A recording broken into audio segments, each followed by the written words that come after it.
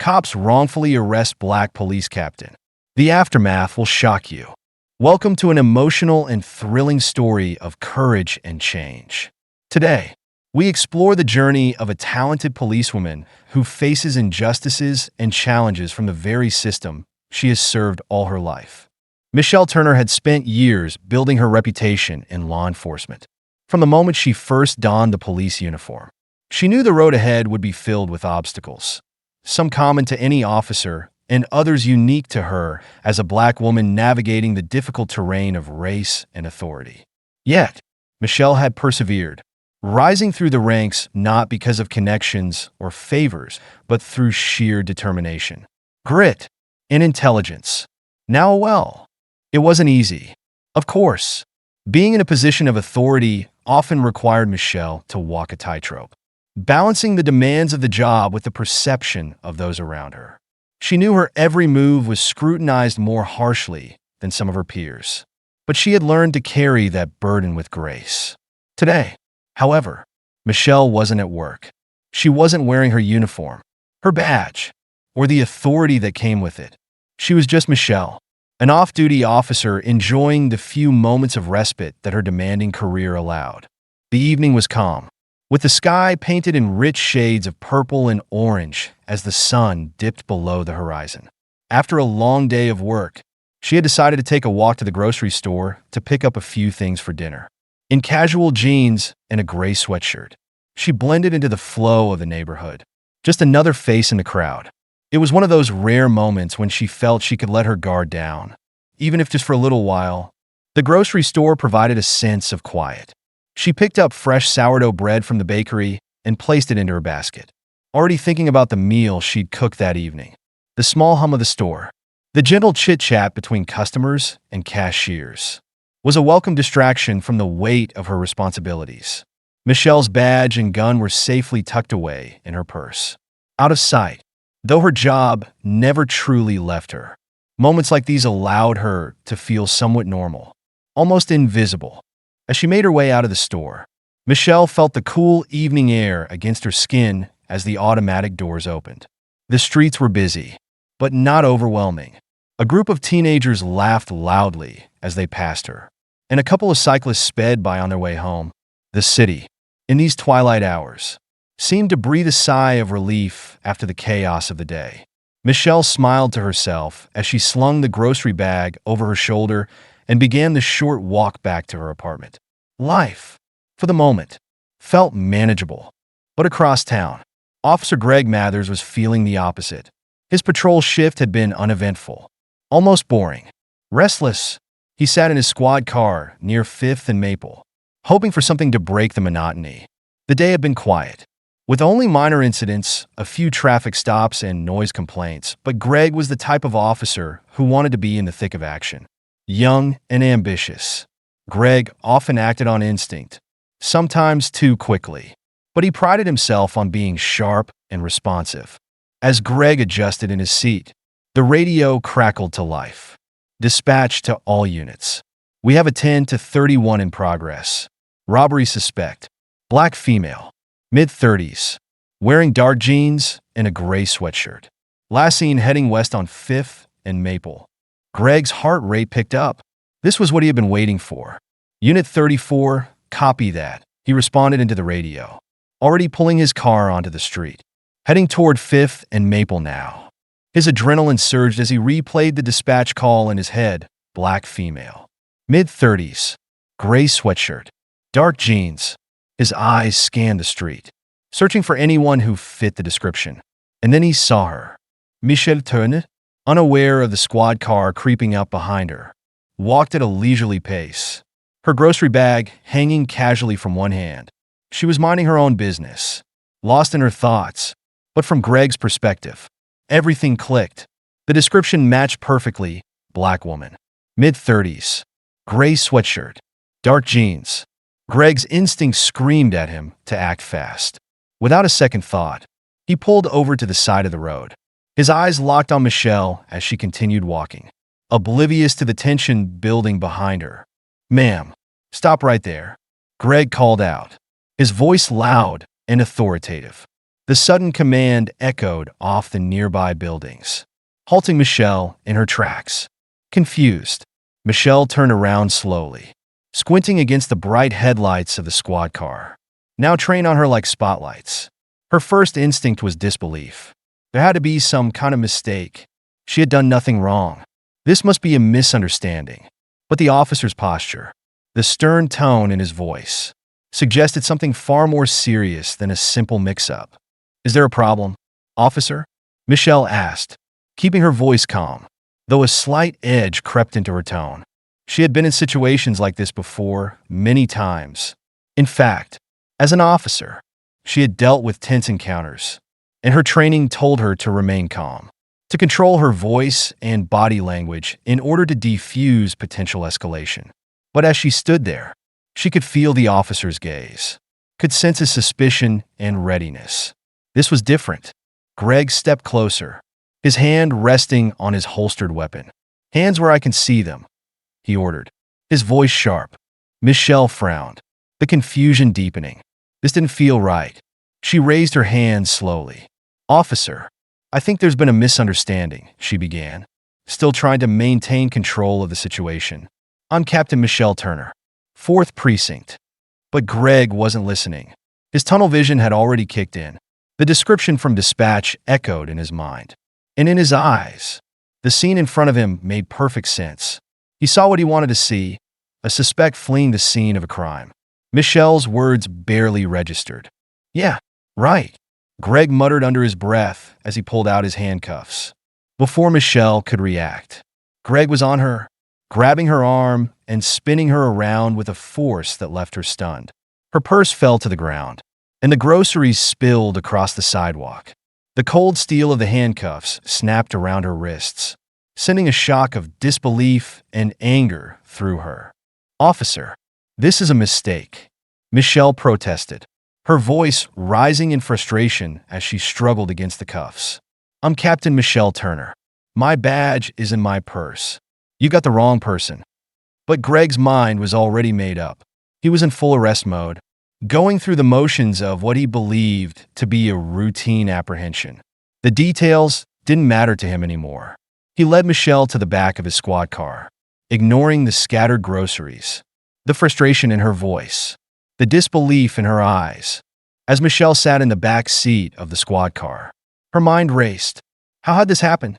How had she, a captain, ended up in this position? Michelle sat in the back of the squad car, her wrists aching from the tightness of the handcuffs, the cold metal biting into her skin. Her pulse throbbed in her temples as she tried to make sense of the surreal situation. How could one of her own officers, a junior one at that, fail to recognize her?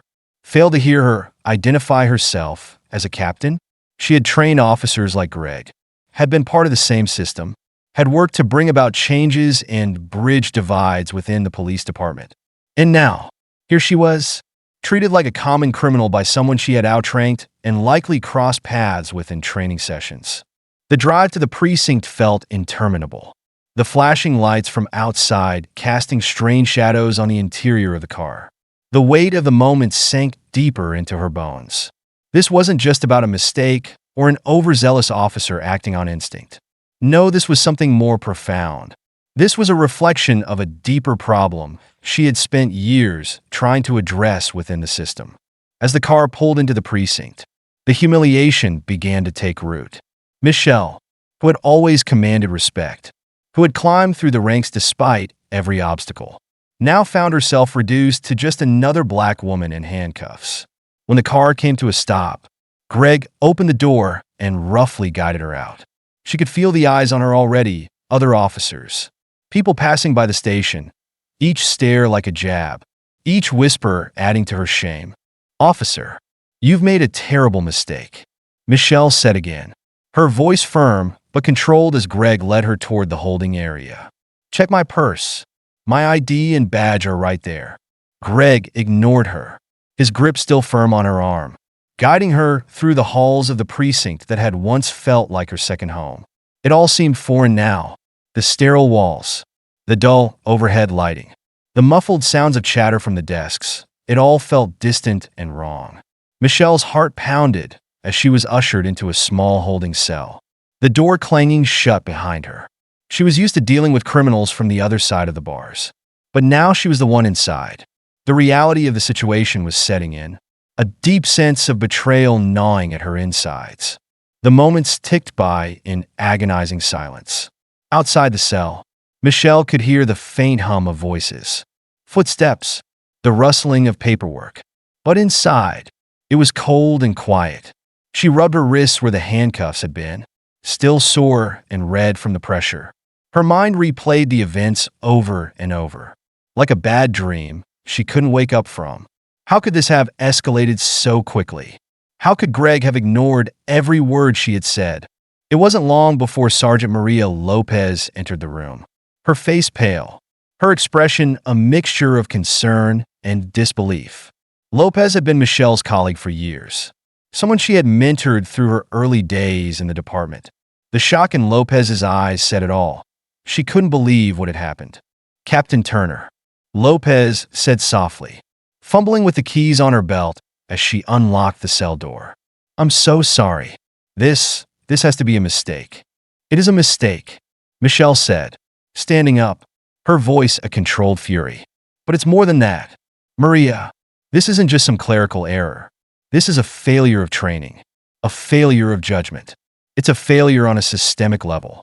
Lopez winced at the words, knowing there was truth in them. "I'll get you out of here, Captain," she said quickly, stepping aside as Michelle walked out of the cell, brushing off the front of her sweatshirt more out of habit than necessity. Michelle followed Lopez down the hall, passing officers who were either too embarrassed or too stunned to make eye contact. The tension in the air was palpable, and Michelle could feel the weight of every step, every glance thrown her way. How quickly the tables had turned.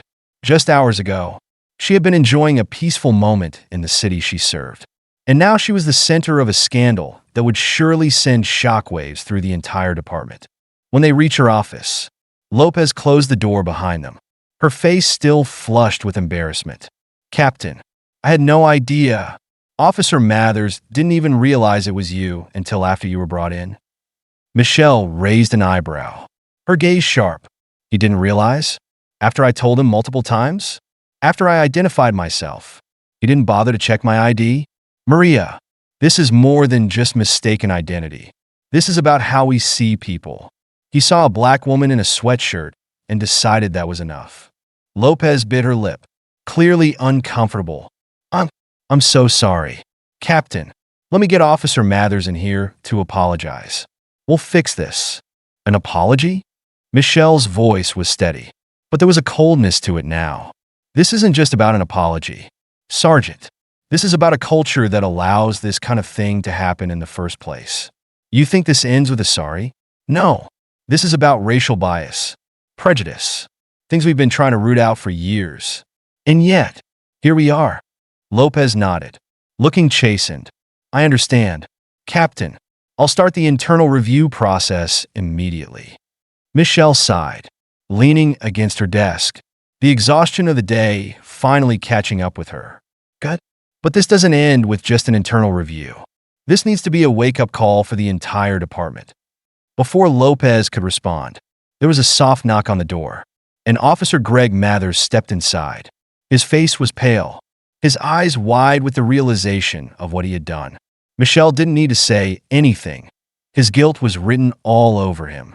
He stood there for a moment, shifting nervously from foot to foot, before finally speaking. "Captain Turner, I didn't know," he stammered, his voice shaking slightly. "I swear, I didn't realize it was you." Michelle stared at him, letting the weight of the situation hang in the air for a few seconds longer than was comfortable. She could see the panic in his eyes, the regret, but she also knew this moment wasn't about making him feel better. It was about something much bigger. "You didn't know," Michelle began, her voice calm but unyielding. "But I told you who I was. Multiple times. You didn't listen. You didn't check my ID. You arrested me without question because you saw what you wanted to see, a suspect, not a person." Greg swallowed hard, his face flushed with shame. I thought I was following the description from dispatch. You fit it perfectly. And I thought I was doing the right thing." Michelle's jaw tightened, but she kept her voice steady. The right thing would have been to listen to me, to ask for identification before slapping handcuffs on someone. But instead, you saw a black woman in a gray sweatshirt and jeans, and you assumed guilt. That's the problem. Officer Mathers. Greg opened his mouth to speak, but no words came out. He knew there was nothing he could say to undo what had happened. The enormity of his mistake was sinking in, and it showed on his face, in the way his hands fidgeted at his sides. This isn't just about you, Michelle continued, her gaze never leaving his. This is about how we, as police officers, interact with the people we are supposed to protect. If you couldn't listen to me, your captain, what does that say about how you treat civilians? About how we treat the communities we serve? Greg stood there in silence, his head bowed, the weight of her words pressing down on him. Michelle didn't let up, knowing that this moment wasn't just for him. It was for the entire department. You didn't see me as a person.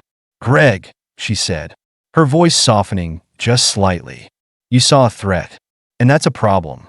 Greg nodded slowly, his face still pale as he took in the full scope of what had happened. I'm sorry, Captain, he whispered. I really am. I'm sure you are, Michelle replied, her tone still measured. But this isn't just about being sorry. This is about change, real change, and it starts with moments like this. With that, Michelle dismissed him with a wave of her hand, and Greg quietly left the office. His shoulders slumped.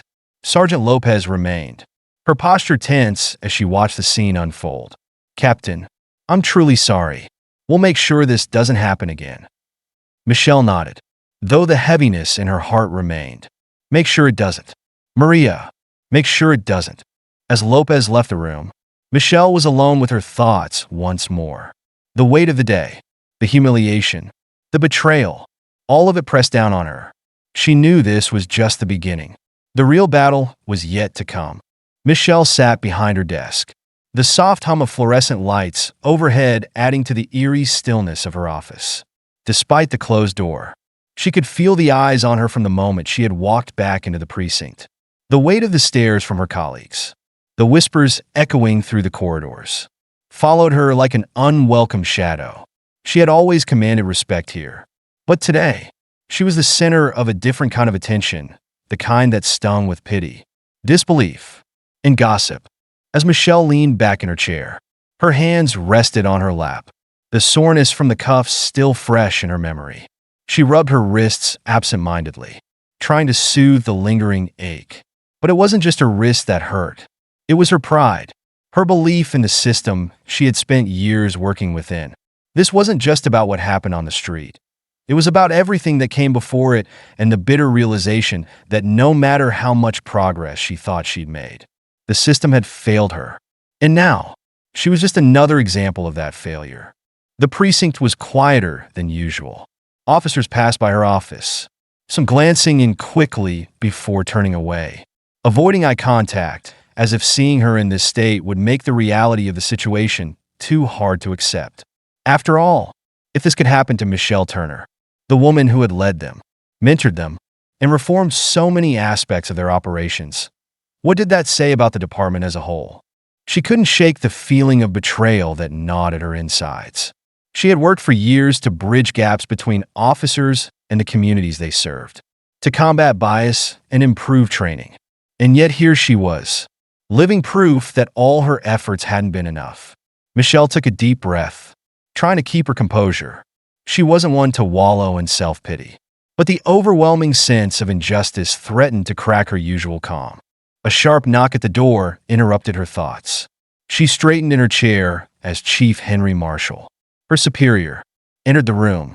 He closed the door behind him, his expression a tight mix of concern and frustration. His presence filled the small space, and Michelle instantly felt the weight of the conversation that was about to happen. Michelle, he began, his voice low but steady. I'm not going to dance around this. What happened today is a mess. I've already spoken to the mayor, and we've got a PR nightmare on our hands. Michelle's eyes narrowed slightly, though she remained composed. A PR nightmare. Chief, this isn't just about bad press. This is about a systemic failure.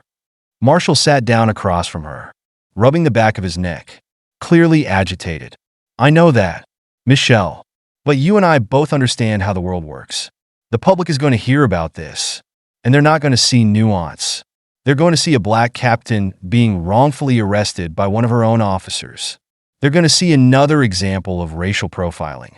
Another case of a white officer assuming guilt based on appearance alone. Michelle let out a slow breath, keeping her voice level. And that's exactly what it was. This is bigger than me. This is about the culture we've allowed to fester in our department. We talked about training, about reform, about addressing bias head on. But it's not enough. What happened to me today proves that. Marshall leaned forward, his elbows resting on his knees, his brow furrowed in thought. Look, I get it. I'm not dismissing what you're saying. But right now, we need to manage this carefully. The media is going to blow this up, and we need to make sure we're handling it the right way. Michelle's stomach twisted at the words. This wasn't about managing the media. This was about a deep, painful truth that the department needed to confront. The right way, she said, her tone sharp. The right way would be to admit there's a problem and start fixing it. The right way would be to acknowledge that this isn't an isolated incident. You know as well as I do that there's a rot beneath the surface. And today it came bubbling up for everyone to see. Marshall sighed, leaning back in his chair, his gaze softening slightly. What do you want, Michelle? You want me to fire Mathers? Suspend him? Make a public statement? We need to be smart about this. Michelle shook her head, her frustration mounting. I don't care about firing Mathers. Yes, he screwed up, but this isn't just about him. This is about how we train our officers, how we prepare them to interact with the people they're supposed to protect. And if we don't fix that, we're going to keep ending up in the same place, over and over. Marshall was quiet for a moment, his eyes searching hers. He had known Michelle for years, had seen her rise through the ranks, and had supported many of the reforms she had pushed for. But he also knew the challenges they were up against. Change didn't come easily, especially in a system as entrenched as law enforcement. I'll back you on this, he finally said, his voice softer now. But we need to tread carefully. The mayor's office is already calling for an independent investigation. They want to calm things down before the protests start. This is going to get bigger. Michelle, a lot bigger. Michelle nodded, understanding the gravity of the situation. But her resolve was unwavering. Good, she said firmly. Let it get bigger. Maybe that's what it takes for people to realize we can't keep pretending everything is fine. This needs to be a wake-up call. Before Marshall could respond, the door swung open again, and in stepped Officer Greg Mathers. His face ashen, his eyes wide with the dawning realization of the enormity of what he had done. He stood there for a moment, his mouth opening and closing like a fish gasping for air. The weight of his mistake was written all over his face. Captain, Greg stammered, his voice barely above a whisper. I didn't realize it was you. I swear I didn't mean. Michelle held up a hand, silencing him. This isn't about you recognizing me, Officer Mathers. This is about what you saw when you looked at me. You didn't see a person. You saw a suspect. And that's the problem. Greg swallowed hard, his face flushing red with shame. I thought I was following the description from dispatch. I thought I was doing my job. Michelle's voice remained steady, though her eyes bore into him with a quiet intensity. Doing your job? Your job is to protect and serve, to listen, to assess the situation. You didn't listen. You didn't ask for identification. You went straight to handcuffs. Greg's shoulders slumped, the guilt weighing on him like a lead blanket. I'm so sorry, Captain. I never meant for this to happen.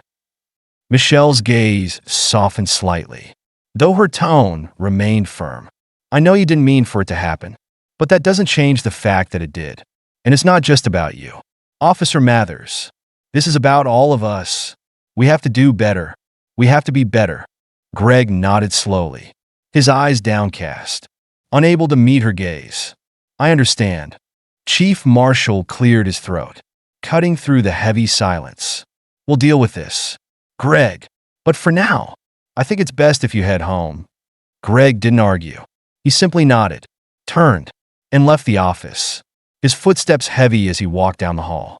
Michelle watched him go, her heart heavy with the weight of the day's events. Marshall stood, straightening his uniform. I'll make sure the mayor's office knows we're handling this internally. But you should prepare for the press. This isn't going to stay quiet. Michelle nodded, standing as well. I'm ready, but we're not just going to handle this quietly. Chief, we're going to make changes. Real ones. Marshall gave her a small nod, though his expression was still clouded with concern. I know you will. Michelle, just make sure you don't burn yourself out in the process. As Marshall left her office, Michelle was once again alone with her thoughts. The whispers outside had grown louder. The buzz of the precinct now filled with murmurs about the arrest, about what would happen next. She knew her reputation would take a hit, that the media would turn this into another story about racial bias in the police force. But for Michelle, it wasn't just a story. It was her life. It was the system she had given so much of herself to. And now, more than ever, she realized how broken that system truly was. Sitting back down, Michelle opened her laptop and began typing. The reforms she had been pushing for were no longer just ideas. They were a necessity, and she would fight for them with everything she had. Because if she didn't, no one else would. The days following the incident were a blur of tension and confrontation for Michelle. The precinct felt like a war zone, with the media swarming at the gates and public outcry growing louder by the hour. The arrest video had gone viral, sparking protests and an outpouring of anger that swept through the city. Chants of justice for Michelle echoed through the streets as protesters gathered outside the police station, their signs and voices demanding accountability. Inside, the atmosphere was equally charged. Officers were on edge, the usual banter and camaraderie replaced with tense whispers and hushed conversations. Some sympathized with Michelle, appalled that a fellow officer, especially one of such high rank, could be subjected to such blatant profiling. Others were more cautious, worried about the growing scrutiny and how it might affect the department. Michelle tried to focus on the tasks at hand, but it was impossible to ignore the turmoil surrounding her. As she sat at her desk, sorting through reports and emails, her mind kept drifting back to the protesters outside. She had never imagined herself as the face of a movement. Yet here she was, a black woman in a position of power, now reduced to a symbol of everything wrong with the system she had fought to reform from within. Her phone buzzed, snapping her out of her thoughts. It was a message from her partner. Emma, I saw the news. Are you okay? Call me when you can. Michelle sighed, feeling a wave of exhaustion wash over her. Emma had been her rock through countless challenges. But this was different. This wasn't just another case or department drama. This was personal, and it cut deeper than anything she'd experienced before. She texted back quickly. I'm fine. Just a lot going on. I'll call you tonight. She set the phone down and leaned back in her chair, closing her eyes for a moment, trying to gather her thoughts. The weight of the past few days had left her drained, and she knew that this was only the beginning. There would be inquiries, investigations, and endless meetings to address the fallout. But the real challenge, she knew, would be the battle for reform. And that battle would be fought on multiple fronts, both inside and outside the precinct. The door to her office swung open, and in walked Sergeant Maria Lopez, her closest ally in the department. Lopez's face was tight with concern, and Michelle could tell she had something important to discuss. Captain, Lopez started, closing the door behind her. It's getting worse out there. The protests are growing by the hour. And now we've got reporters camped out at every entrance. They're asking for a statement, something official from you. Michelle sighed, rubbing her temples. I figured as much. But it's not just about giving them a statement. Maria, we can't just gloss over this. People are angry, and they have every right to be. We need to address the bigger issue here. Lopez nodded, her brow furrowed. I agree, but the chief's office is in full damage control mode. They're more concerned with containing the situation than actually addressing the problem. That's not going to work, Michelle replied, her tone firm. If we try to sweep this under the rug, it's only going to make things worse. We need to take this head on, and that means acknowledging that there's a systemic problem here, one that we've all been ignoring for too long. Lopez sat down across from her, her expression softening. You've always been the one pushing for change, Michelle. But this is different. They're going to want a scapegoat. And right now, that looks like Officer Mathers. The chief's already talking about suspensions, maybe even termination. Michelle frowned. She had been angry with Greg Mathers for his actions, but she wasn't sure if firing him would solve anything. Yes, he had made a grave mistake, but his actions were a symptom of a much larger issue. The real problem was the culture that had allowed him to see her not as a superior, but as a threat. Firing him would be a band-aid on a much deeper wound. Firing him won't fix the problem, Michelle said quietly, leaning forward. This is about more than one officer making a bad decision. This is about how we train our officers, how we deal with bias, and how we hold people accountable. We need real reform, not just a scapegoat to pacify the public. Lopez looked at her with a mix of admiration and concern. You're right, of course. But you know how these things work. The higher-ups just want to put out the fire as quickly as possible. They're not thinking about long-term solutions. They're thinking about surviving the next news cycle. Michelle's jaw clenched. She had seen this before. Too many times. Incidents like this would flare up, cause outrage, and then fade away, with no real change made. But she wasn't willing to let that happen this time. Not now. Not after what she had been through. I won't let that happen, Michelle said, her voice steely. This is my department, and I've spent too long trying to change things from within to let it fall apart now. If they want to fight, I'll give them one.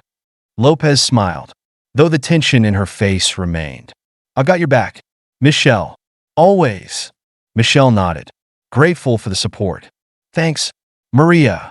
I'm going to need it. As Lopez left her office, Michelle turned her attention to the paperwork in front of her. There was so much to do, so many battles yet to fight.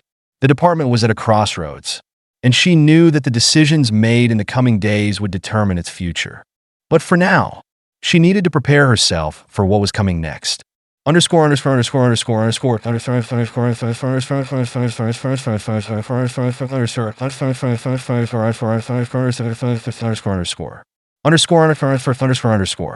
The precinct was eerily quiet that evening as Michelle made her way to the parking lot. Most of the officers had already left for the day, leaving the halls deserted. Outside, the faint sound of chanting still echoed from the protesters gathered near the gates. The crowd had thinned out, but there was no mistaking the anger that hung in the air. Michelle walked to her car, her thoughts racing. She had never felt so conflicted, so torn between her loyalty to the department and her commitment to justice.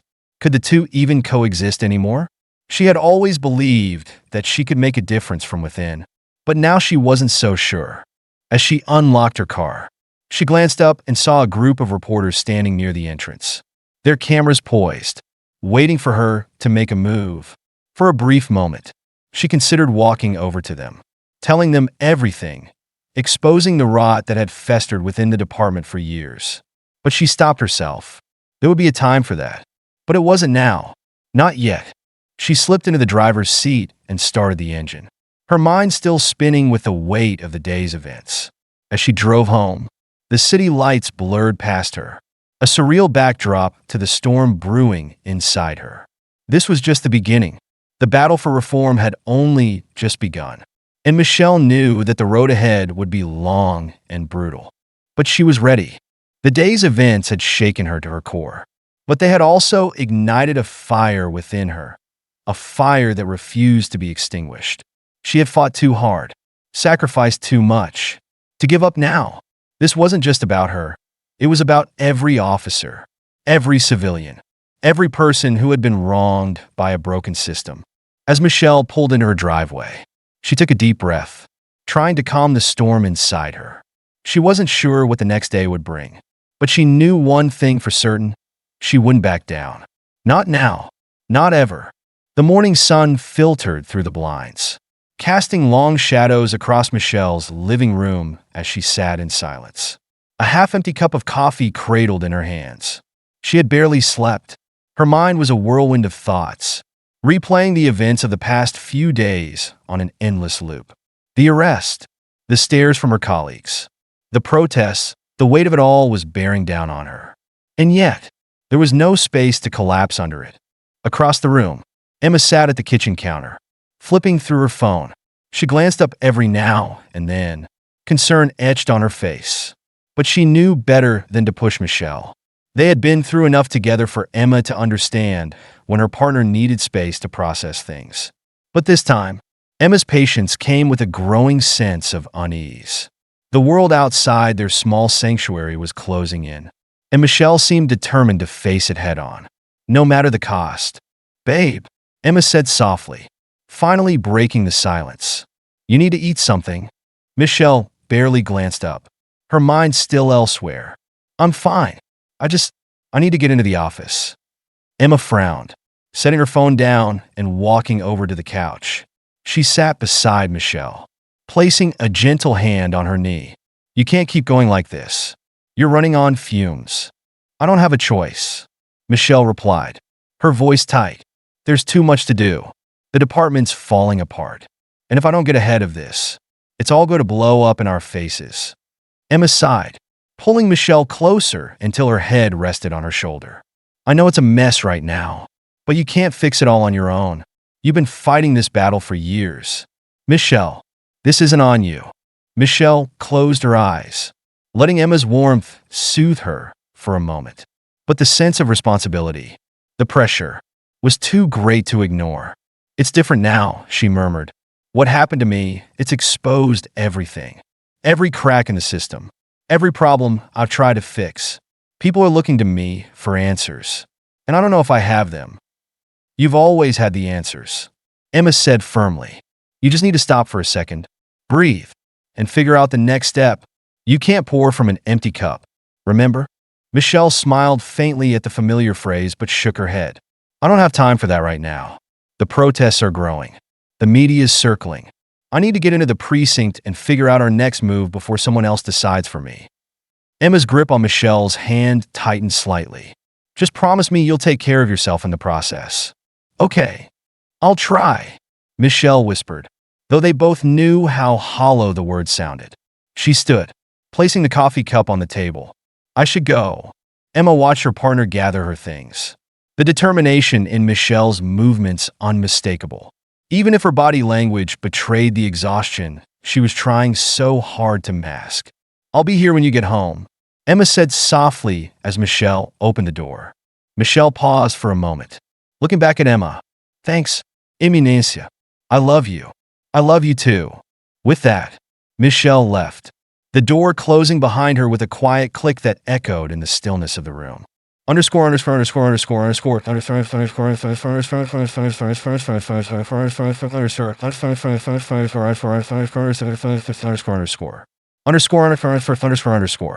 The precinct was buzzing with nervous energy by the time Michelle arrived. The protests outside had swelled to hundreds of people, their chants growing louder by the minute. She could hear them even from the parking lot, demanding justice, accountability, and change. Signs waved in the air, some bearing her name, others calling for reform or condemning the police system as a whole. Inside the building, officers moved with a sense of unease. The usual sense of purpose that defined their work had been replaced with tension and uncertainty.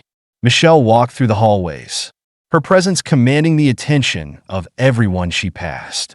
Conversations hushed as she moved by, but the weight of their glances followed her. "Captain Turner," a voice called out, breaking her stride. Michelle turned to see Sergeant Lopez hurrying toward her, her face a mix of relief and urgency. "Lopez." Michelle greeted her with a curt nod. "What's the situation?" "It's complicated," Lopez replied, walking alongside her as they headed toward Michelle's office. "The protests are getting bigger. The mayor's called for a meeting with the chief later today, and word is they want to make a statement about the incident. There's talk of suspensions, maybe even firings." Michelle clenched her jaw, her pace quickening. "I expected as much. They want a scapegoat. They want to calm things down before the protests get out of hand," Lopez said, her voice filled with frustration. "They think throwing Mathers under the bus will satisfy the public." Michelle shook her head, her voice cold. "That's not enough. Mathers screwed up, but firing him won't solve the problem. If we don't address the bigger issue, bias, lack of training, the culture in this department, it'll just keep happening. They reach her office, and Michelle shut the door behind them. She tossed her bag onto the desk and turned to face Lopez. Her arms crossed. What are they saying in the locker rooms? Lopez's expression darkened. There's a lot of talk. Some officers think Mathers is getting a raw deal, that he was just following protocol. Others are angry that it's even come to this. Everyone's on edge. It's like they're waiting for the other shoe to drop. Michelle sighed, sitting down at her desk. It's worse than I thought. Yeah, Lopez agreed, taking a seat across from her. But it's not just about what happened to you. This has been building for a while. People are pissed about the department, about how we handle things, about the way we treat the public. I know, Michelle said, her voice quiet but resolute. And that's why we can't just put out a statement and hope it blows over. We need real reform. Lopez, we need to show people that we're serious about fixing what's broken. Lopez nodded, her gaze steady. I'm with you. Michelle, whatever you need. Michelle looked at her friend, grateful for her support. But she knew that the fight ahead wasn't just about having allies. It was about navigating a system that resisted change at every turn.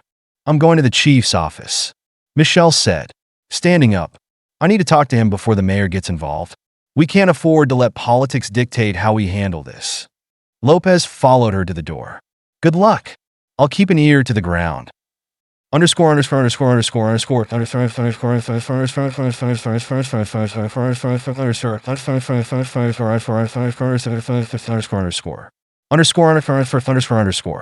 Chief Marshal's office was at the far end of the precinct, tucked away in a corner that offered some semblance of privacy amid the chaos.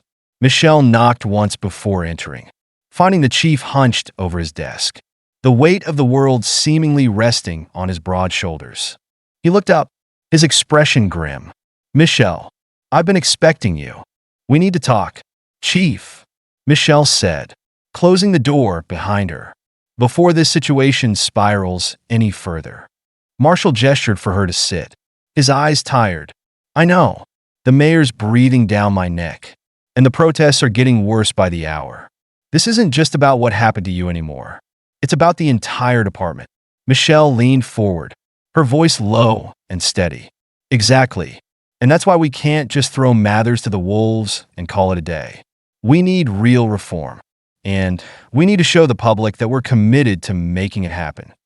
Marshall rubbed the back of his neck, his gaze fixed on the papers scattered across his desk. You know, it's not that simple. Michelle, the department's under a lot of pressure, and the mayor's not going to want a full-blown scandal. It's already a scandal. Michelle shot back. You can't control this by sweeping it under the rug. We need to be proactive. Bias training, new protocols, accountability measures. These are the things we should be talking about. If we don't, we'll lose the public's trust for good. Marshall sighed heavily, leaning back in his chair. You're asking for a lot. Michelle, you're asking me to overhaul the department. I'm asking you to fix it, she replied, her voice firm. Before it's too late. The room fell into silence, the tension between them palpable. Michelle knew that the chief was torn, caught between his duty to the department and the reality of the situation they were in. But she also knew that this was a line in the sand. If they didn't act now, everything she had worked for would be lost. Finally, Marshall nodded slowly, the weight of his decision evident in his eyes. All right, let's do it. But you'd better be ready for the fight of your life. Michelle, because this isn't going to be easy. Michelle met his gaze, her resolve unshakable. I've been ready for this fight for a long time, Chief. With that, they began to lay the groundwork for the battle ahead. A battle not just for Michelle's dignity, but for the future of the department and for the soul of the system they had both sworn to protect. The following days were a flurry of activity. Michelle had anticipated resistance, but even she hadn't expected just how deeply entrenched the opposition to reform would be. While she and Chief Marshall had agreed on a course of action, getting the rest of the department on board was proving to be a monumental task. Officers were split. Some quietly supported the changes Michelle was advocating for, but many others saw them as a threat, not only to the way things were done, but to their own sense of security and identity. Michelle spent her mornings in meetings, her afternoons strategizing with Lopez and a few trusted allies, and her evenings answering a constant barrage of emails and calls from concerned citizens, activists, and community leaders. The weight of expectation sat heavily on her shoulders, and every night she came home feeling more exhausted than the last. Emma was a constant source of support, always there with a warm meal and a reassuring hug. But Michelle could see the concern in her partner's eyes. They both knew that this wasn't sustainable. The battle ahead wasn't just about reforming the department. It was about the survival of Michelle's spirit in the face of seemingly insurmountable odds. One evening, after a particularly grueling day, Michelle sat at the kitchen table, staring at a pile of reports. The paperwork had become her constant companion, and despite her exhaustion, she couldn't bring herself to set it aside. "You're going to burn yourself out," Emma said softly, setting a cup of tea in front of Michelle. Michelle glanced up, her eyes weary. "I don't have time to burn out. Eminencia. Every day the protests get louder. The pressure mounts, and I have to make sure we're ready for what's coming." Emma sat down across from her, her expression full of empathy. "I get it. I really do. But you're just one person. Michelle, you can't carry all of this alone." Michelle sighed, running a hand through her hair. "I don't have a choice. If I don't push this through, no one else will. They'll sweep it under the rug, just like they've always done." Emma reached across the table, taking Michelle's hand in hers. "I believe in you, and I know you're doing everything you can. But please, take care of yourself too. You need to rest if you're going to win this fight." For a moment, Michelle felt the weight of her exhaustion pull at her. But then she shook her head. "I'll rest when it's done." The next morning, Michelle found herself standing outside the precinct, facing the growing crowd of protesters. They had been there for days now, their voices rising in unison, demanding justice and reform. Signs waved in the air, and their chants echoed off the surrounding buildings. Some of the protesters recognized her, and a few even cheered as she walked by. But Michelle couldn't help but feel the pressure mount with each passing day. Inside, the atmosphere was just as tense. Officers moved with a sense of uncertainty, their usual routine disrupted by the protests and the media attention. Conversations were hushed, and the air was thick with a mixture of frustration, fear, and anger. As Michelle made her way to her office, she spotted Greg Mathers sitting alone at his desk. His once confident demeanor had all but disappeared, replaced by a look of defeat. His mistake had cost him dearly. He had been placed on administrative leave pending an investigation, and it was clear that the weight of his actions was finally sinking in. Michelle paused for a moment, watching him from a distance. She felt a mixture of emotions, anger, disappointment, and something else she couldn't quite place. Greg had made a terrible mistake, one that could have cost her everything. But she also knew that he wasn't the only one at fault. The system itself was broken, and Greg was just one of many who had been shaped by it. "Captain Turner," a voice called out, snapping her out of her thoughts. Michelle turned to see Sergeant Lopez approaching, her face set with determination. "We need to talk." The chief's meeting with the mayor didn't go as planned. Michelle's stomach tightened as she followed Lopez into her office, closing the door behind them. "What happened?" Lopez crossed her arms, her expression grim. "The mayor's pushing back. He doesn't want to implement the reforms you've been proposing. He thinks it's too much too fast, and he's worried about the political fallout." Michelle clenched her fists, her frustration boiling over. Of course, he's worried about politics. He doesn't care about the people who are suffering because of this system. He just wants to keep his job. Lopez nodded. "I get it, but the mayor holds a lot of power. And if he's not on board, it's going to be a lot harder to get anything done." Michelle leaned back in her chair, her mind racing. She had expected resistance from within the department, but the mayor's opposition was a bigger problem than she had anticipated. Without his support, pushing through the reforms would be an uphill battle, one that might be impossible to win. "We need to find a way to get through to him," Michelle said, her voice steely. "If we don't, this whole thing could fall apart." Lopez sighed, sitting down across from her. "I've been thinking about that too. We need public pressure, more than just the protests outside." If we can get the community leaders on board, maybe we can force the mayor's hand." Michelle nodded, her mind already formulating a plan. "You're right.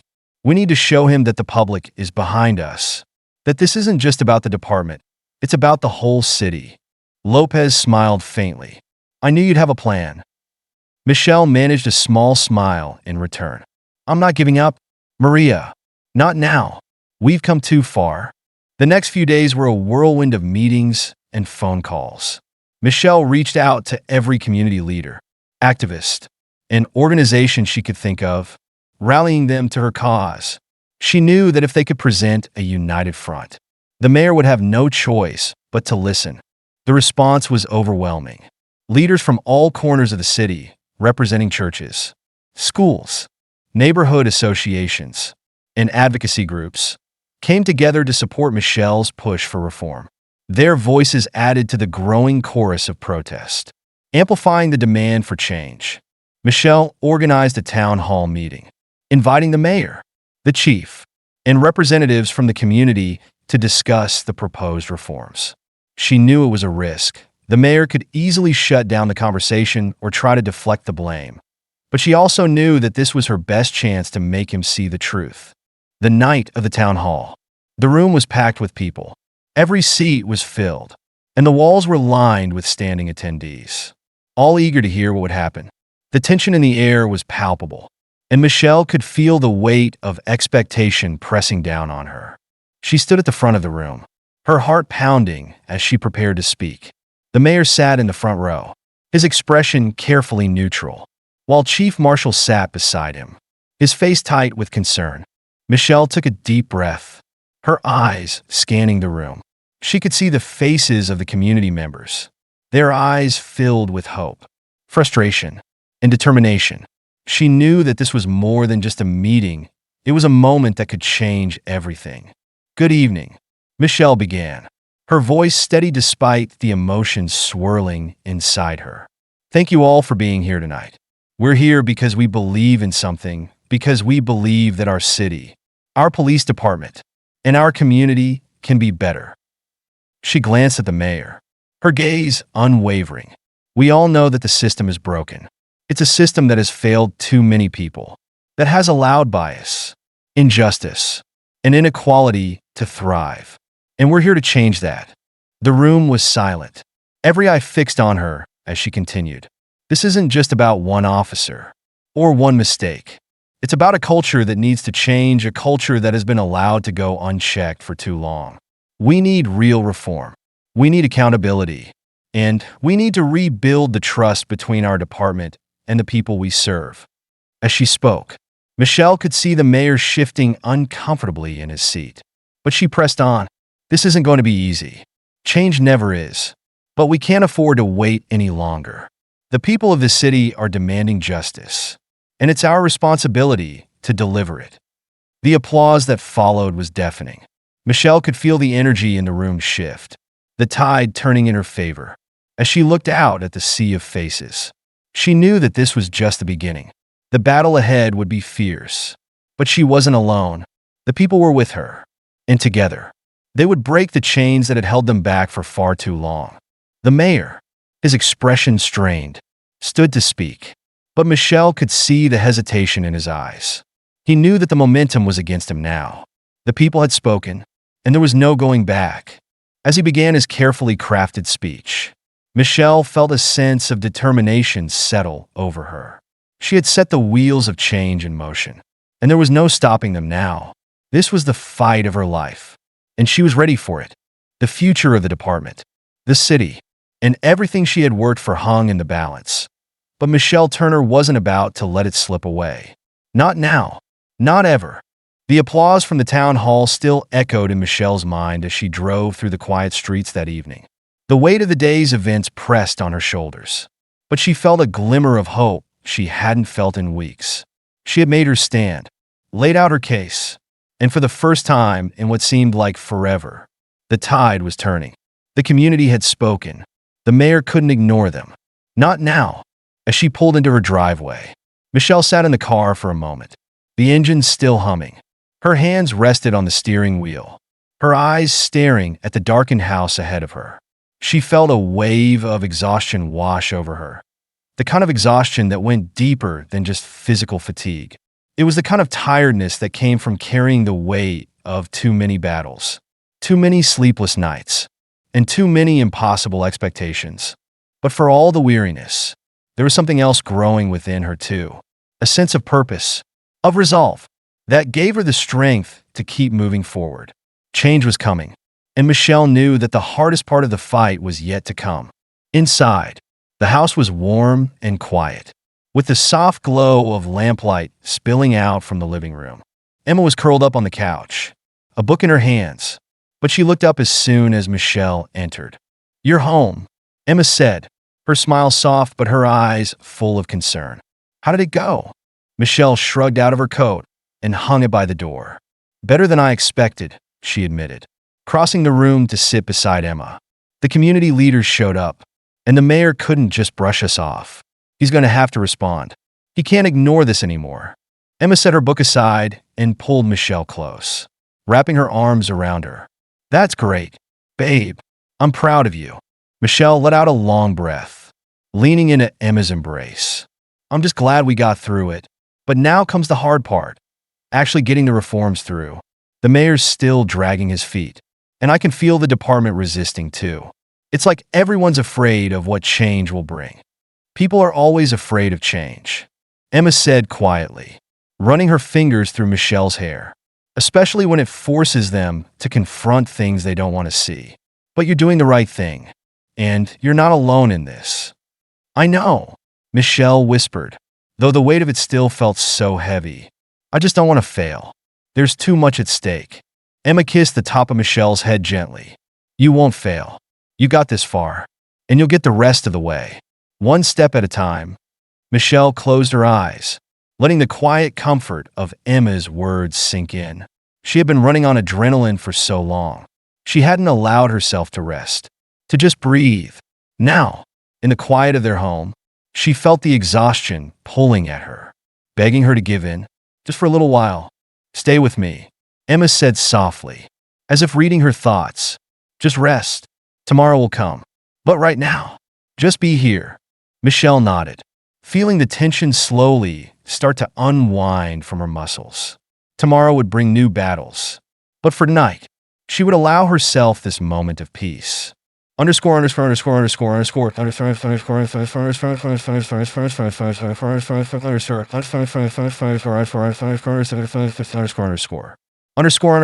underscore, underscore. The next morning, Michelle was up before the sun, already mentally preparing for the day ahead. She had meetings lined up with the department's leadership team, followed by a call with the mayor's office.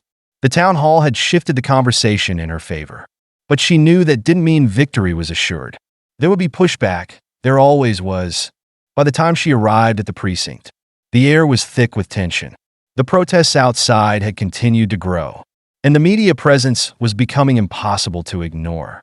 Michelle had spotted several news vans parked along the streets, their reporters eagerly waiting for the next big development.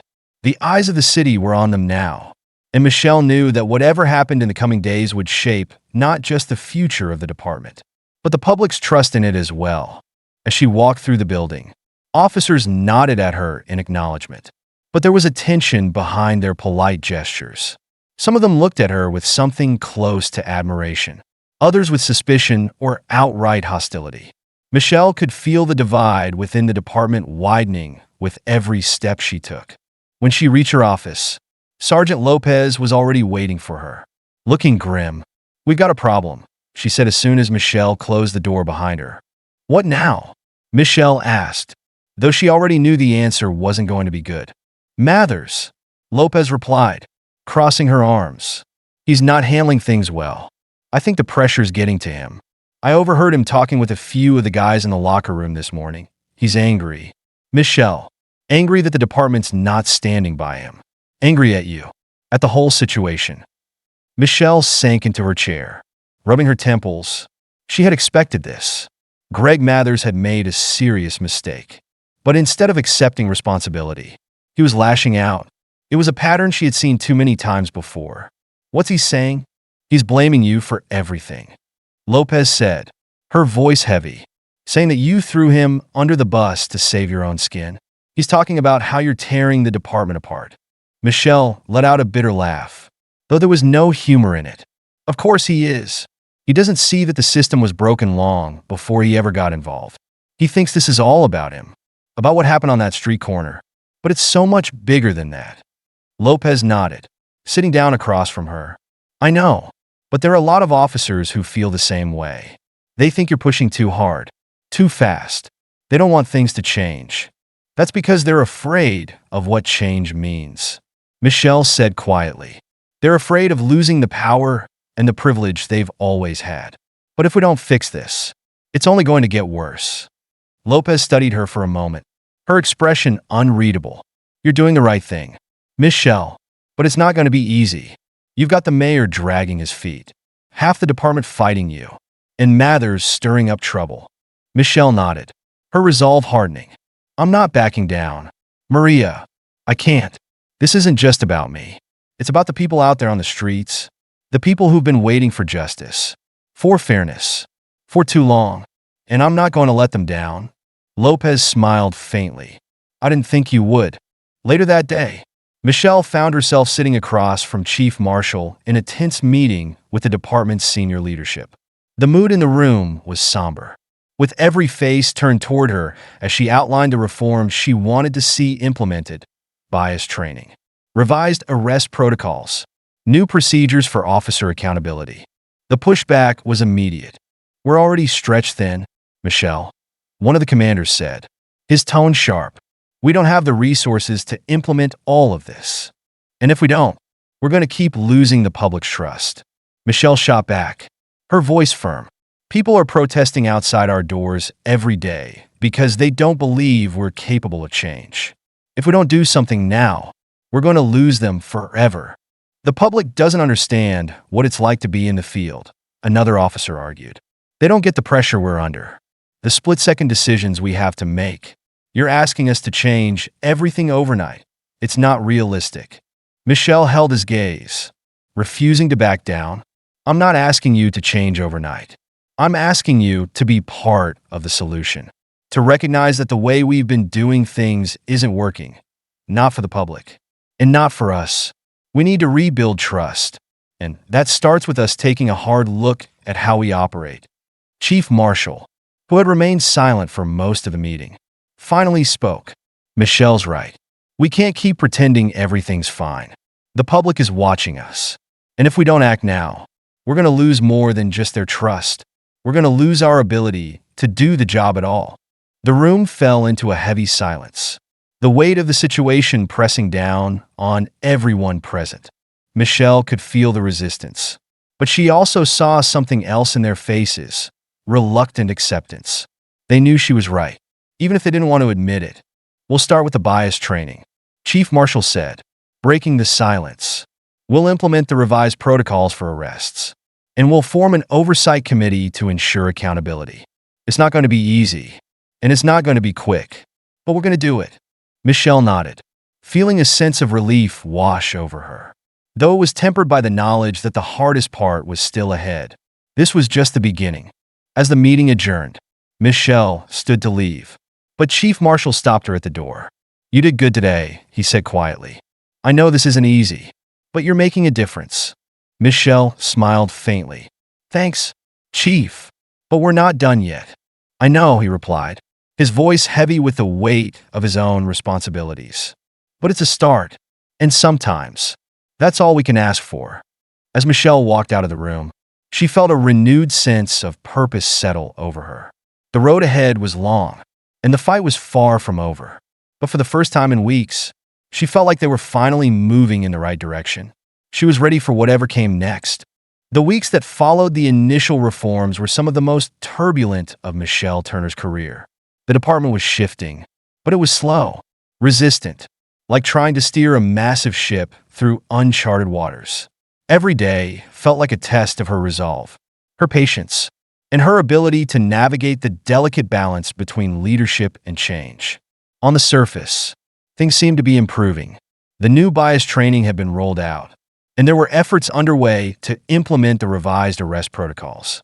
The Independent Oversight Committee had been formed, albeit with some internal grumbling, and they were beginning to review past cases. But beneath that veneer of progress, the tension within the department was palpable. Officers who had once worked alongside Michelle with camaraderie now looked at her with suspicion, resentment even. The changes were uncomfortable, and for many, they felt like an indictment of how things had always been done. She had expected that, knew that change would come with pushback, but it didn't make it any easier to face every day. One morning, as Michelle was making her way through the precinct, she overheard a group of officers talking in low voices by the coffee machine. "This new training is a joke," one of them muttered. "Like we don't know how to do our jobs already." "Yeah," another chimed in. "It's like they think we're all racists or something. It's insulting." Michelle paused, her hand hovering just out of sight by the door. She knew she should walk away, but something in her kept her rooted to the spot. Listening, "It's all because of Turner," the first officer said, his voice dripping with contempt. "She's throwing us under the bus to save her own career." Michelle's stomach tightened, but she forced herself to keep listening. "She's forgotten where she came from," the other officer added. "I used to respect her, but now, she's not one of us anymore." Michelle clenched her jaw, turning away before she could hear more. She had known there would be backlash, but hearing it so blatantly still stung. The words played on a loop in her mind as she made her way to her office, the weight of their disdain pressing down on her. By the time she closed the door behind her, she felt like the walls were closing in. She sat at her desk, staring at the piles of paperwork in front of her. But her mind was elsewhere. Was that how they all saw her now? Had she really become so disconnected from the people she had spent her entire career working alongside? A soft knock on the door pulled her out of her thoughts, and Sergeant Lopez poked her head in. "Hey, you okay?" Michelle looked up, trying to force a smile, but it didn't quite reach her eyes. "I'm fine, just tired." Lopez stepped into the office, closing the door behind her. "You're more than tired, Michelle. You're running yourself ragged, and I can see it." Michelle sighed, leaning back in her chair. "It's just hard, harder than I thought it would be. I knew there'd be pushback, but I didn't realize how much it would feel like I'm fighting my own people. I hear them talking. Maria, they think I'm betraying them." Lopez sat down across from her, her expression sympathetic. "I know it feels that way, but change is always hard, especially for people who've been doing things the same way for years. They're scared, and they're lashing out because they don't know how else to react.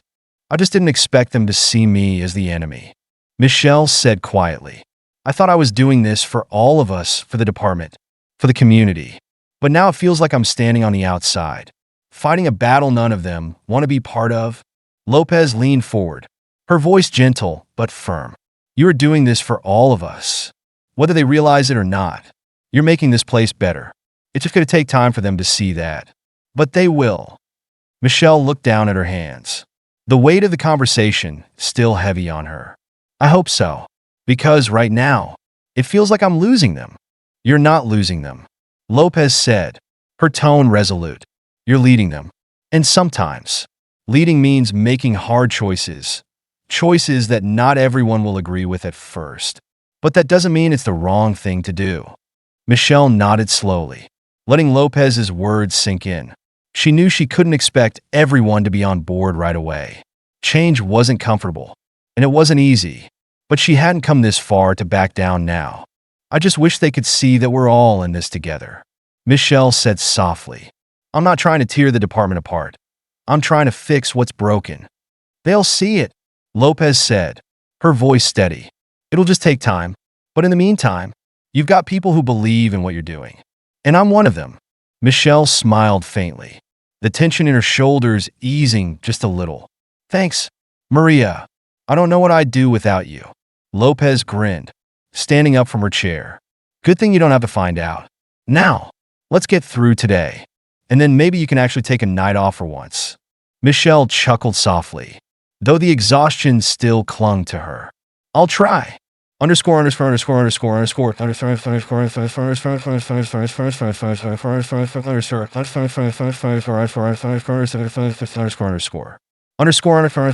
underscore.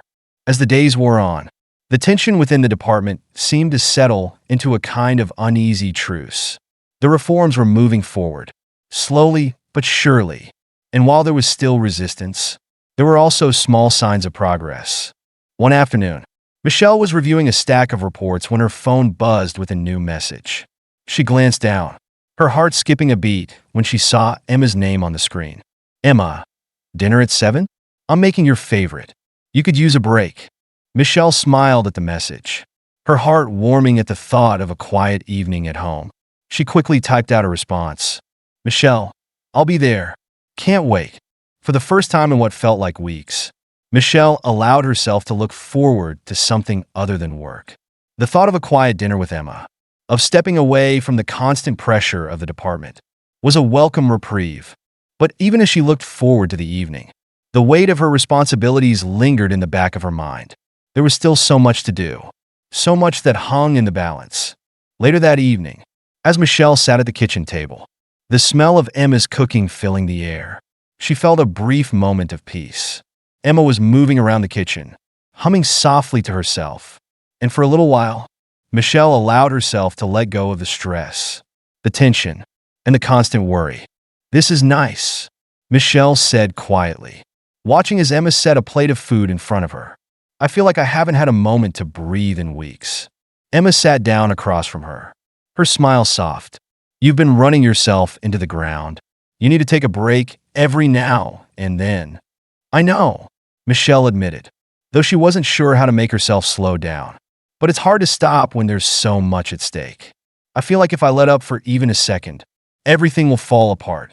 Emma reached across the table, taking Michelle's hand in hers. "It won't. You've done more than anyone else to push this department forward. And it's working, but you can't carry it all on your own. You have to trust that the people you've put in place will help you carry the load." Michelle squeezed Emma's hand, her heart swelling with gratitude. "I know. It's just hard to let go." "I get it," Emma said softly. "But you don't have to do it all alone. You've got me. You've got Lopez. You've got people who believe in you." Michelle nodded, feeling a lump form in her throat. "I don't know what I'd do without you." Emma smiled, her eyes warm and full of love. "You'll never have to find out." For the rest of the evening, Michelle allowed herself to relax, to enjoy the quiet moments with Emma, to set aside the weight of the department, even if just for a little while. But as she lay in bed later that night, her thoughts inevitably drifted back to the precinct, to the protests, to the officers who still resisted the changes she was fighting for. The battle was far from over, and Michelle knew that the road ahead would be long and difficult. But as she stared up at the ceiling, listening to the steady rhythm of Emma's breathing beside her, she reminded herself that she wasn't alone in this fight. She had come this far, and she wasn't about to give up now. The next morning, Michelle Turner awoke with a renewed sense of determination. As she stared at the soft morning light filtering through the curtains, she felt the weight of the past few weeks still pressing on her. But there was something else, a sense of clarity, of purpose. The quiet moments with Emma the night before had given her the strength she needed to keep moving forward, no matter how tough things became.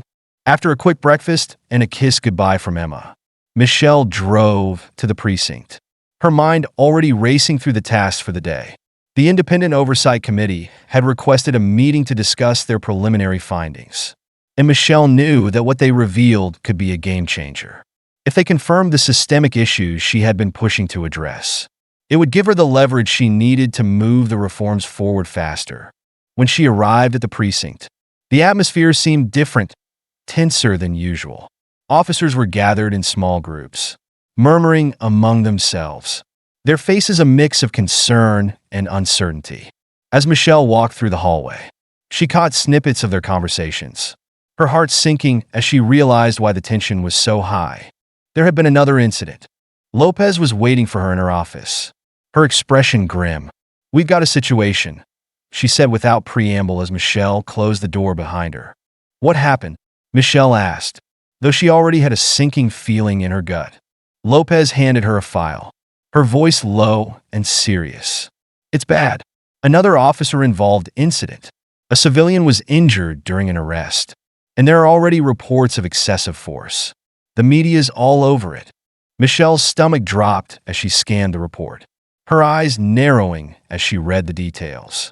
The incident had taken place the night before, a routine traffic stop that had escalated into a physical altercation. The officer involved had used force to subdue the suspect, and the suspect had ended up in the hospital with serious injuries. The whole thing had been caught on camera, and the video was already circulating online. How bad is the video? Michelle asked, though she could already guess the answer. Lopez sighed, rubbing her temples. Bad. It shows the officer pulling the guy out of his car and slamming him to the ground.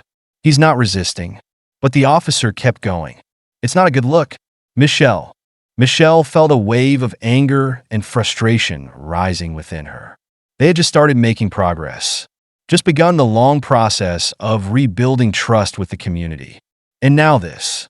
Another incident that would only serve to reinforce the very problems she was trying to fix. Who was the officer? Michelle asked, already dreading the answer. Greg Mathers. Lopez replied quietly. Michelle closed her eyes for a moment, a sense of dread settling over her. Of course, it was Mathers, the same officer who had arrested her, who had become a lightning rod for criticism within the department, was now at the center of another controversy. I should have seen this coming, Michelle muttered, shaking her head. He's been on edge ever since the reform started. And now this. Lopez nodded. I don't think he was ever fully on board with the changes. He's been resisting since day one. And now, we've got a real mess on our hands.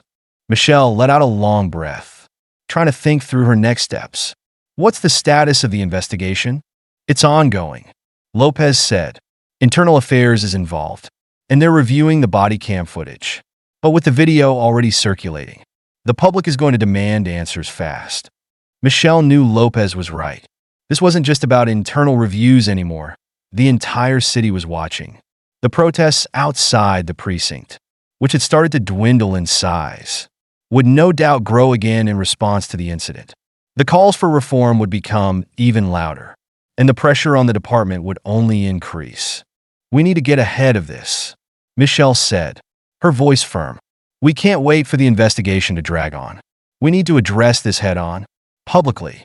If we don't, we'll lose whatever progress we've made. Lopez raised an eyebrow. You're suggesting we go public with the investigation before it's even done? Michelle nodded. Yes. We need to show the community that we're taking this seriously, that we're not going to sweep it under the rug. I'll talk to Chief Marshal. But we need to get a statement out today, acknowledge what happened, assure the public that we're conducting a thorough investigation, and commit to accountability. Lopez hesitated for a moment, then nodded slowly. It's risky, but I agree. The last thing we need is more suspicion that we're hiding something. As Michelle stood to leave, Lopez gave her a hard look. You're going to have to be the face of this. You know, the community trusts you more than anyone else in this department right now. If you don't take the lead, no one's going to believe we're serious about change. Michelle met Lopez's gaze, understanding the gravity of what she was saying. This was her fight, her responsibility, and she couldn't afford to shy away from it. I'll handle it, she said, her voice steady. I'll talk to the chief and get the statement ready. We'll hold a press conference this afternoon.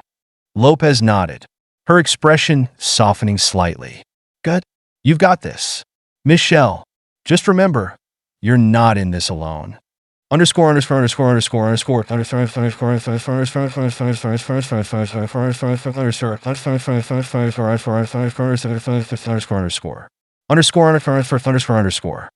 the time the press conference was scheduled, the precinct was buzzing with activity. Reporters had gathered outside, their cameras trained on the entrance, waiting for any sign of news. The protesters had returned, their numbers growing as word of the incident spread. The chants of justice for all echoed through the streets, a constant reminder of the tension that gripped the city. Michelle stood in her office, staring out the window at the crowd below. She felt the weight of the moment pressing down on her, but she didn't let it shake her. She had spent her entire career preparing for moments like this, and she wasn't going to back down now. Chief Marshal knocked on her door, stepping inside without waiting for an invitation. His expression was grim, but there was a quiet respect in his eyes. You ready for this? He asked. Michelle nodded. I don't have much of a choice. The chief let out a heavy sigh. You're doing the right thing. We need to get ahead of this. Show the public that we're serious about accountability. But you know this isn't going to be easy. The department's going to push back. I'm not worried about the department, Michelle said firmly. I'm worried about the people out there, the ones who've been waiting for real change. They deserve to know that we're not going to let this slide. Marshall nodded, his expression softening slightly. You got my full support.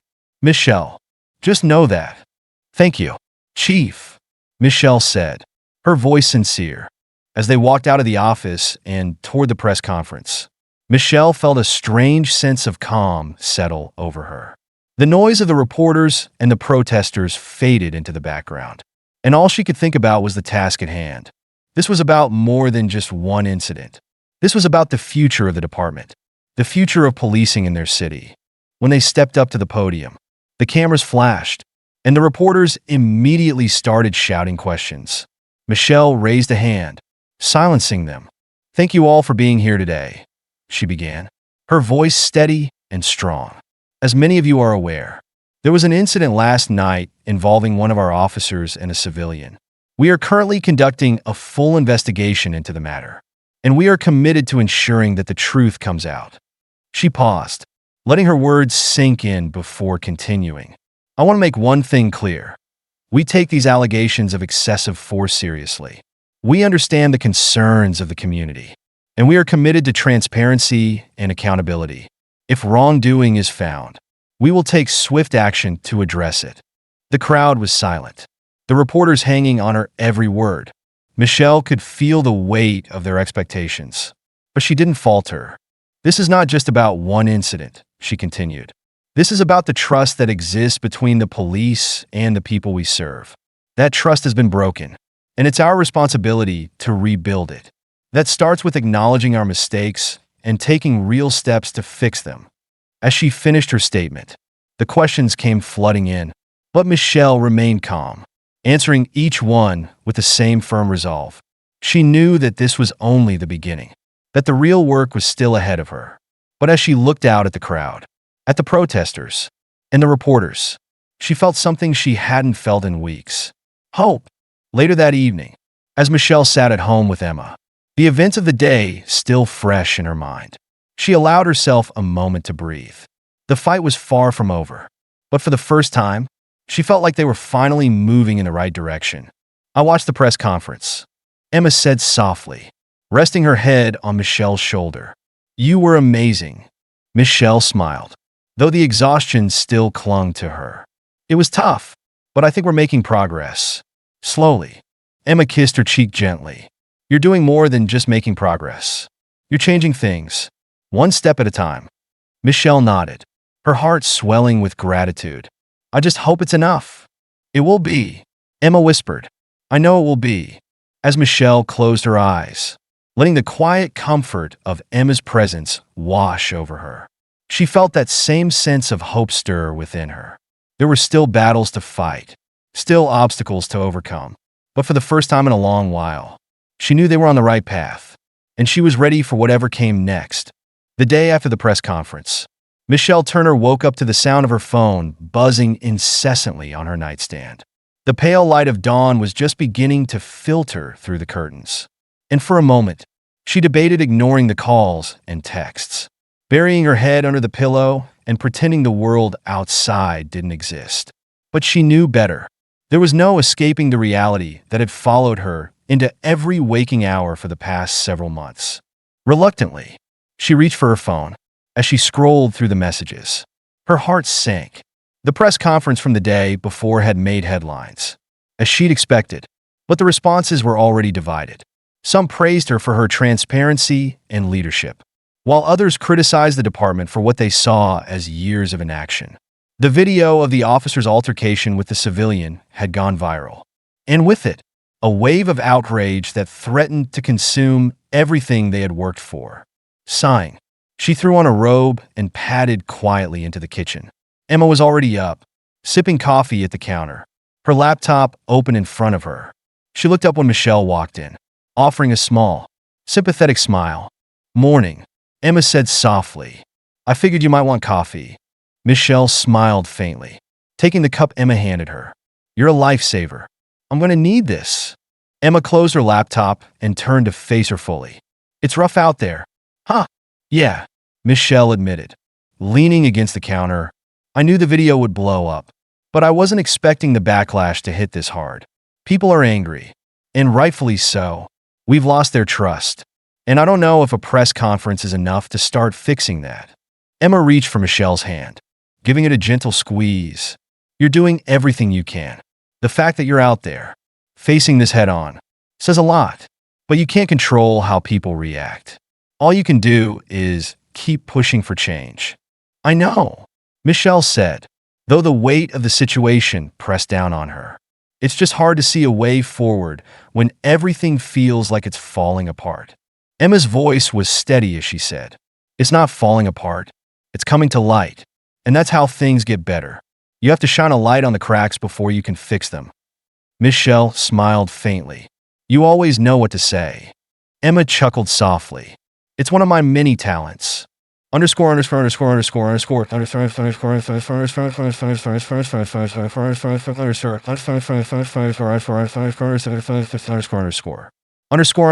underscore, underscore. By mid-morning, Michelle was back at the precinct, diving headfirst into meetings and damage control. The atmosphere inside was even more charged than the day before. Officers were on edge. Conversations strained. The tension was palpable, and Michelle could feel it simmering beneath the surface. As she made her way to her office, she caught sight of Greg Mathers in the hallway. His expression tight, his movements stiff.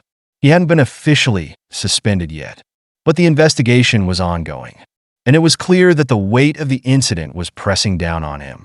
Michelle debated stopping to talk to him, but decided against it.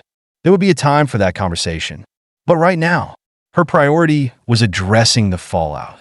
When she reached her office, she found Sergeant Lopez waiting for her, her face set in that familiar grim expression that had become all too common in recent weeks. We've got more protests forming outside, Lopez said as soon as Michelle walked in. The video's still gaining traction, and now we've got people calling for Mathers to be fired. There's even talk of a citywide protest if we don't take immediate action.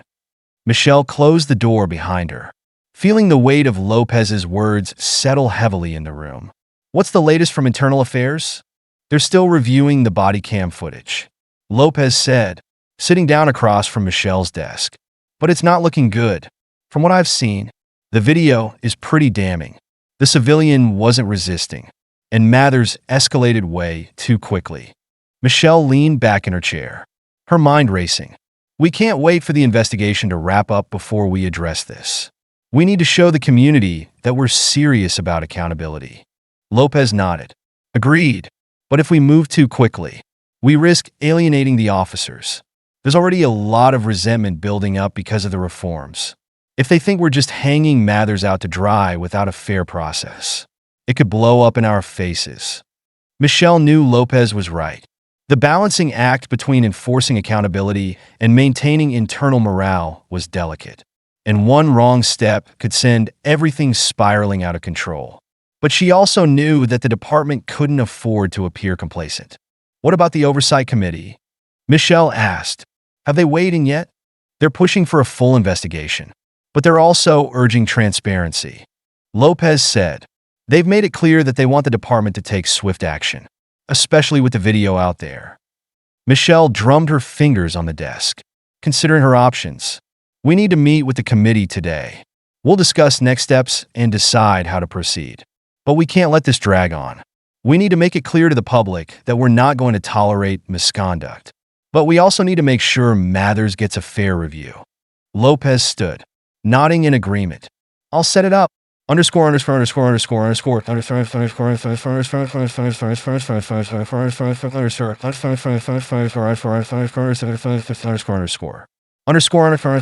underscore. By the time the meeting with the Oversight Committee began, Michelle's nerves were frayed, but she forced herself to stay calm, composed. The committee members gathered in the conference room, a mix of community leaders, civil rights advocates, and department officials. Tensions were high. and Michelle could feel the weight of their expectations pressing down on her as she took her seat at the head of the table. "Thank you all for being here," she began, her voice steady. "I know the situation is urgent, and I want to assure you that we are committed to handling this with the transparency and accountability that the community deserves." One of the committee members, a woman named Janet Morales, who had been vocal in her criticism of the department's handling of past incidents, leaned forward, her expression sharp. "The community is tired of empty promises. Captain, we've seen too many cases where officers are given a slap on the wrist and nothing changes. This can't be one of those times." Michelle met Janet's gaze evenly. "I agree. This is not just about one officer's actions. It's about the culture that allowed it to happen. We've made some progress with the reforms, but we still have a long way to go. And I want you to know that we're committed to seeing those changes through, no matter how difficult it gets." Another committee member, a retired judge named Charles Franklin, spoke up. "The problem is that the public doesn't trust the process anymore. They see these incidents happening over and over again, and they've lost faith that the system will hold anyone accountable." Michelle nodded. "I understand that. And that's why we're working to overhaul our protocols and make sure that every officer is held to the same standard of accountability, regardless of rank or status. But we also need to make sure that the investigation is thorough and fair. We can't rush to judgment, or we risk undermining the very reforms we're trying to implement." The room was quiet for a moment as the committee members considered her words. Finally, Janet spoke again, her tone slightly softened. "We just want to make sure that this isn't swept under the rug." "It won't be," Michelle said firmly. "I give you my word." The meeting continued for over an hour, with the committee raising concerns and Michelle outlining the steps the department was taking to address them. By the end, there was a sense of cautious optimism in the room, though the tension remained. As Michelle walked out of the conference room, she felt a flicker of hope that they were moving in the right direction. But she knew that this was just the beginning. The real challenge would be navigating the fallout from the investigation and keeping both the public and the department on board as they moved forward. Later that evening, as Michelle sat at her desk, reviewing the day's events, she received a text from Emma. "Emma, how are you holding up? Dinner's ready when you are. Just let me know when you're heading home." Michelle smiled at the message, feeling a brief moment of warmth in the midst of the chaos. She quickly typed out a response. "Michelle, I'll be home soon. Looking forward to it." As she set the phone down, Michelle allowed herself a moment to breathe. The road ahead was still long, and the challenges were far from over. But for the first time in a while, she felt like they were making progress. And that, at least, was something. As the days turned into weeks, the investigation into Greg Mather's actions progressed, and the department continued its work to implement the reforms Michelle had been pushing for. It was slow, grueling work, and the tension within the precinct remained high. But amidst the challenges, there were small victories, officers beginning to engage with the new training programs, community members reaching out to offer support, and a growing sense that real change was finally within reach. Michelle knew that the journey was far from over. But as she stood in her office one evening, looking out at the city below, she felt a quiet resolve settle within her. No matter how difficult the path ahead, she would keep pushing forward, for the community, for the department, for change. Thank you for taking the time to watch this powerful and emotional story. Michelle Turner's journey is a reminder that change doesn't come easy, but with determination and courage, we can make a difference. Don't forget to like and subscribe to the channel so you don't miss out on more meaningful stories.